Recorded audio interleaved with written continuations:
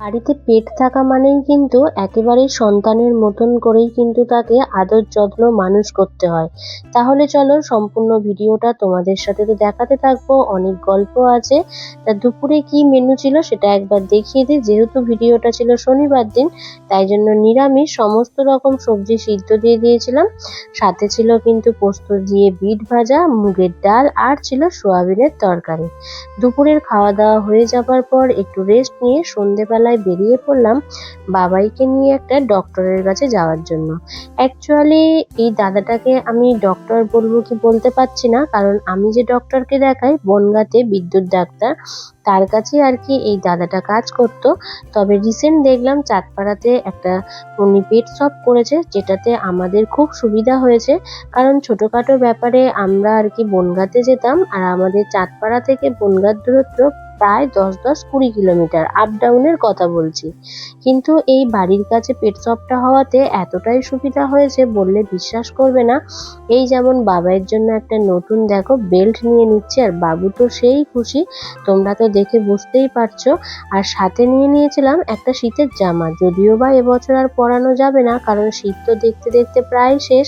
আর তবে দু একটা ওষুধ নেওয়ার ছিল, সেগুলোও নিয়ে নিলাম। রাহুল দাদাকে আগেই বলেছিলাম ওগুলো নিয়ে রেখে দিতে। তোমরা যদি কেউ চাঁদপাড়া থেকে এই ভিডিওটা দেখে থাকো বা ঠাকুরনগর গোবরডাঙ্গা, আমি বলবো তোমাদের কিন্তু বেশি দূরে যাওয়ার দরকার নেই, চাঁদপাড়াতেই এই দোকানটা তোমরা দেখতে পাবে।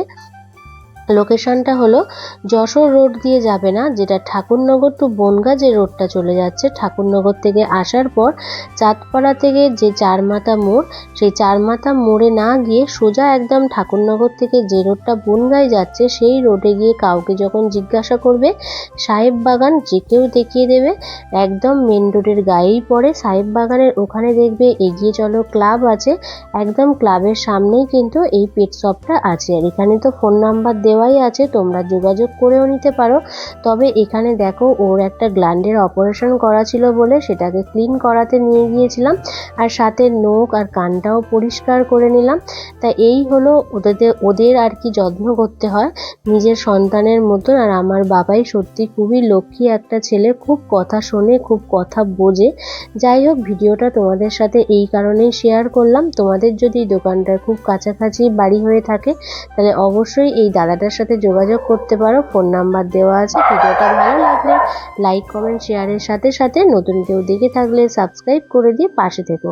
আর শুনতেই পেলে আমার ঘরের কিন্তু পেট খুব চিৎকার করছে। তাহলে চলো ভিডিওটা আমি এখানেই শেষ করছি।